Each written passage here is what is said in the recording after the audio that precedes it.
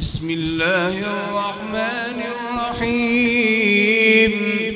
الحمد لله رب العالمين، الرحمن الرحيم، مالك يوم الدين. إياك نعبد وإياك نستعين، اهدنا الصراط المستقيم، صراط الذين أنعمت عليهم غير المغضوب عليهم ولا الضالين.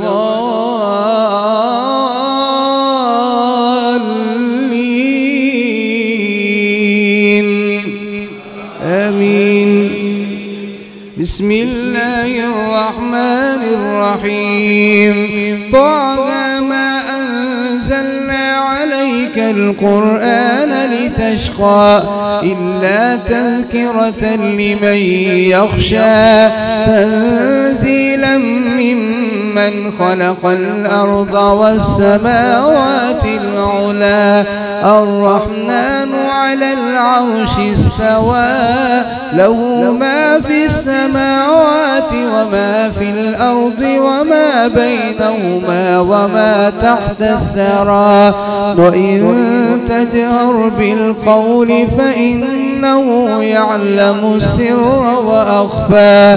الله لا إله إلا هو، له الأسماء الحسنى. وهل أتاك حديث موسى إذ رأى نارا فقال لأهلهم كثوا إني آنست نارا لعلي آتيكم منها بقبس أو أجد على النار هدى. فلما أتاها نودي يا موسى إني أنا ربك فاخلع عليك إنك بالواد المقدس طوى. وأنا اخترتك فاستمع لما يوحى. إنني أنا الله لا إله إلا أنا فاعبدني وأقم الصلاة لذكري. إن الساعة آتية أكاد أخفيها لتجزى كل نفس بما تسعى. فلا يصدنك عنها من لا يؤمن بها واتبع هواه فتردى. وما تلك بيمينك يا موسى؟ قال هي عصاي أتوكأ عليها وأهش بها على غنمي ولي فيها مآرب أخرى. قال ألقها يا موسى فألقاها فإذا هي حية تسعى. قال خذها ولا تخف سنعيدها سيرتها الأولى. واضمم يدك إلى جناحك تخرج بيضاء من غير سوء آية أخرى لنريك من آياتنا الكبرى. اذهب إلى فرعون إنه طغى. قال رب اشرح لي صدري ويسر لي أمري واحلل عقدة من لساني يفقه قولي واجعل لي وزيرا من أهلي هارون أخي اشدد به أزري وأشركه في أمري كي نسبحك كثيرا ونذكرك كثيرا إنك كنت بنا بصيرا. قال قد أوتيت سؤلك يا موسى ولقد مننا عليك مرة أخرى إذ أوحينا إلى أمك ما يوحى أن اقذفيه في التابوت فاقذفيه فيه في اليم فليلقه اليم بالساحل يأخذه عدو لي وعدو له وألقيت عليك محبة مني ولتصنع على عيني إذ تمشي أختك فتقول هل أدلكم على من يكفله فرجعناك إلى أمك كي تقر عينها ولا تحزن وقتلت نفسا فنجيناك من الغم وفتناك فتونا فلبثت سنين في أهل مدين ثم جئت على قدري يا موسى واصطنعتك لنفسي اذهب أنت وأخوك بآياتي ولا تنيا في ذكري اذهبا إلى فرعون إنه طغى فقولا له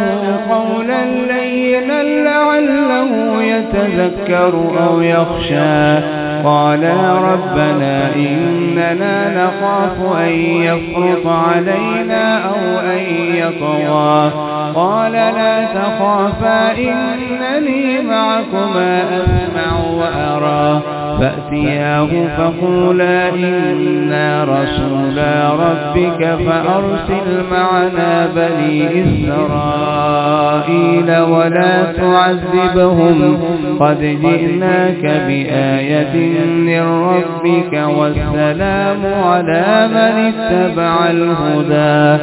إنا قد أوحي إلينا أن العذاب على من كذب وتولى قال فمن ربكما يا موسى قال ربنا الذي أعطى كل شيء خلقه ثم هدى قال فما بال القرون الأولى قال علمها عند ربي في كتاب لا يضل ربي ولا ينسى الذي جعل لكم الأرض مهدا وسلك لكم فيها سبلا وأنزل من السماء ماء فأخرجنا به أزواجا من نبات شتى كلوا وارعوا أنعامكم إن في ذلك لآيات لأولي النهى منها خلقناكم وفيها نعيدكم ومنها نخرجكم تارة أخرى ولقد أريناه آياتنا كلها فكذب وأبى قال أجئتنا لتخرجنا من أرضنا بسحرك يا موسى فلنأتينك بسحر مثلي فاجعل بيننا وبينك موعدا لا نخلفه نحن ولا أنت مكانا سوى قال موعدكم يوم الزينة وأن يحشر الناس ضحى فتولى فرعون فجمع كيده ثم أتى قال لهم موسى ويلكم لا تفتروا على الله كذبا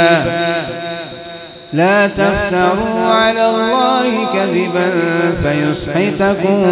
بعذاب وقد خاب من افترى فتنازعوا أمرهم بينهم وأسروا النجوى قالوا إن هذان لساحران يريدان أن يخرجاكم من أرضكم بسحرهما ويذهبا بطريقتكم المثلى فأجمعوا كيدكم ثم أتوا صفا وقد أفلح اليوم من استعلى قالوا يا موسى إنا أن تلقي وإنا أن نكون أول من ألقى قال بل ألقوا فإذا حبالهم وعصيهم يخيل إليه من سحرهم أنها تسعى فأوجس في نفسه خيفة موسى قلنا لا تخف إنك أنت الأعلى وألق ما في يمينك تلقف ما صنعوا إنما صنعوا كيد ساحر ولا يفلح الساحر حيث أتى فألقي السحرة سجدا قالوا آمنا برب هارون وموسى قال آمنتم له قبل أن آذن لكم إنه لكبيركم الذي علمكم السحر فلأقطعن أيديكم وأرجلكم من خلاف ولأصلبنكم في جذوع النخل ولتعلمن أينا أشد عذابا وأبقى قالوا لن نؤثرك على ما جاءنا من البينات والذي فطرنا فاقض ما أنت قاض إنما تقضي هذه الحياة الدنيا إنا آمنا بربنا ليغفر لنا خطايانا وما أكرهتنا عليه من السحر والله خير وأبقى إنه من يأتي ربه مجرما فإن له جهنم لا يموت فيها ولا يحيا ومن يأته مؤمنا قد عمل الصالحات فأولئك لهم الدرجات العلى جنات عدن تجري من تحتها الأنهار خالدين فيها وذلك جزاء من تزكى ولقد أوحينا إلى موسى أن أسر بعبادي فاضرب لهم طريقا في البحر يبسا لا تخاف دركا ولا تخشى فأتبعهم فرعون بجنوده فغشيهم من اليم ما غشيهم وأضل فرعون قومه وما هدى يا بني إسرائيل قد أنجيناكم من عدوكم وواعدناكم جانب الطور الأيمن ونزلنا عليكم المن والسلوى كلوا من طيبات ما رزقناكم ولا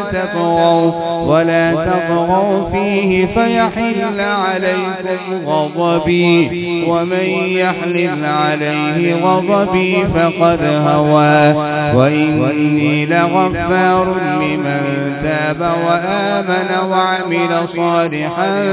ثم اهتدى وما أعجلك عن قومك يا موسى قال هم أولئك على أثري وعجلت إليك ربي لترضى قال فإنا قد فتنا قومك من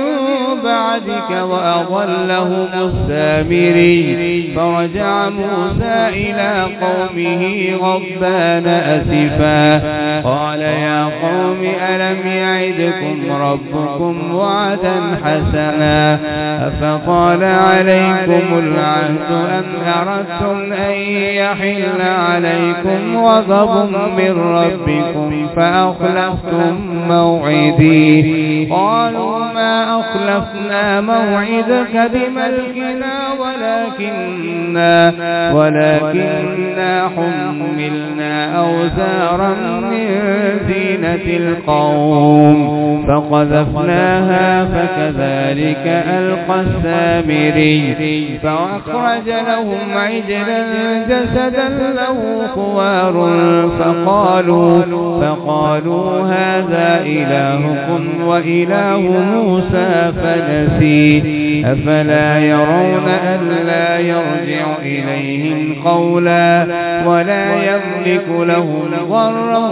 ولا نفعا ولقد قال لهم هارون من قبل يا قوم إنما فتنتم به وإن ربكم الرحمن فاتبعوني وأطيعوا أمري قالوا لن نبرح عليه عاكفين حتى يرجع إلينا موسى قال يا هارون ما منعك إذ رأيتهم ضلوا ألا تتبعني أفعصيت أمري قال يا ابن أم لا تأخذ بلحيتي ولا برأسي إني خشيت أن تقول فرقت بين بني إسرائيل ولم ترقب قولي قال فما خطبك يا سامري قال بصرت بما لم يبصروا فقبضت قبضة من أثر الرسول قال فما خطبك يا سامري قال بصرت بما لم يبصروا به فقبضت قبضة من أثر الرسول فنبذتها وكذلك سولت لي نفسي قال فاذهب فإن لك في الحياة أن تقول لا مساس وإن لك موعدا لن تخلفه وانظر إلى إلهك الذي ظلت عليه عاكفا لنحرقنه ثم لننسفنه في اليم نسفا إنما إلهكم الله الذي لا إله إلا هو وسع كل شيء علما من أعرض عنه فإنه يحمل يوم القيامة حملا إنما إلهكم الله الذي لا إله إلا هو وسع كل شيء علما كذلك نقص عليك من أنباء ما قد سبق وقد آتيناك من لدنا ذكرا من أعرض عنه فإنه يحمل يوم القيامة وزرا خالدين فيه وساء لهم يوم القيامة حملا يوم ينفخ في الصور ونحشر المجرمين يومئذ زرقا يتخافتون بينهم إن لبثتم إلا عشرا نحن أعلم بما يقولون إذ يقول أمثلهم طريقة إن لبثتم إلا يوما ويسألونك عن الجبال فقل ينسفها ربي نسفا فيذرها قاعا صفصفا لا ترى فيها عوجا ولا أمتا يومئذ يتبعون الداعي لا عوج له وخشعت الأصوات للرحمن فلا تسمع إلا همسا يومئذ لا تنفع الشفاعة إلا من أذن له الرحمن ورضي له قولا يعلم ما بين أيديهم وما خلفهم ولا يحيطون به علما وعنت الوجوه للحي القيوم وقد خاب من حمل ظلما ومن يعمل من الصالحات وهو مؤمن فلا يخاف ظلما ولا هضما وكذلك أنزلناه قرآنا عربيا وصرفنا فيه من الوعيد لعلهم يتقون أو يحدث لهم ذكرا فتعالى الله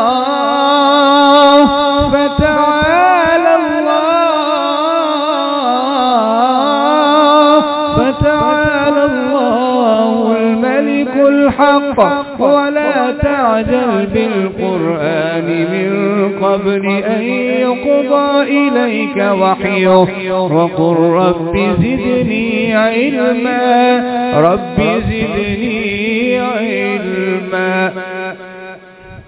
ولقد عهدنا إلى آدم من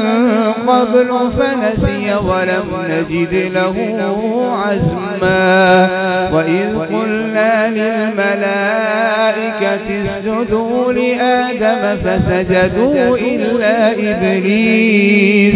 أبى فقلنا يا آدم إن هذا عدو لك ولزوجك فلا يخرجنكما من الجنة فتشقى إن لك ألا تجوع فيها ولا تعرى وأنك لا تظمأ فيها ولا تضحى فوسوس إليه الشيطان قال يا آدم هل أدلك على شجرة الخلد وملك لا يبلى فأكلا منها فبدت لهما سوآتهما وطفقا يخصفان عليهما من ورق الجنة وعصى آدم ربه فغوى ثم اجتباه ربه فتاب عليه وهدى قال اهبطا منها جميعا بعضكم لبعض عدو فإنا يأتينكم مني هدى فمن اتبع هداي فلا يضل ولا يشقى ومن أعرض عن ذكري فإن له معيشة ضنكا ونحشره يوم القيامة أعمى قال رب لم حشرتني أعمى وقد كنت بصيرا قال كذلك أتتك آياتنا فنسيتها وكذلك اليوم تنسى وكذلك نجزي من أسرف ولم يؤمن بآيات ربه ولعذاب الآخرة أشد وأبقى أفلم يهد لهم كم أهلكنا من قبلهم من القرون يمشون في مساكنهم إن في ذلك لآيات أفلم يهد لهم كم أهلكنا قبلهم من القرون يمشون في مساكنهم إن في ذلك لآيات لأولي النهى ولولا كلمة سبقت من ربك لكان لزاما وأجل مسمى فاصبر على ما يقولون وسبح بحمد ربك قبل طلوع الشمس وقبل غروبها ومن آلاء الليل فسبح وأطراف النهار لعلك ترضى ولا تمدن عينيك إلى ما متعنا به أزواجا منهم زهرة الحياة الدنيا لنفتنهم فيه ورزق ربك خير وأبقى وأمر أهلك بالصلاة واصطبر عليها لا نسألك رزقا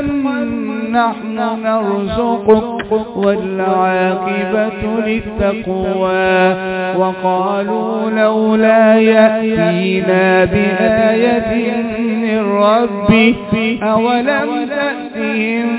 بينة ما في الصحف الأولى ولو أنا أهلكناهم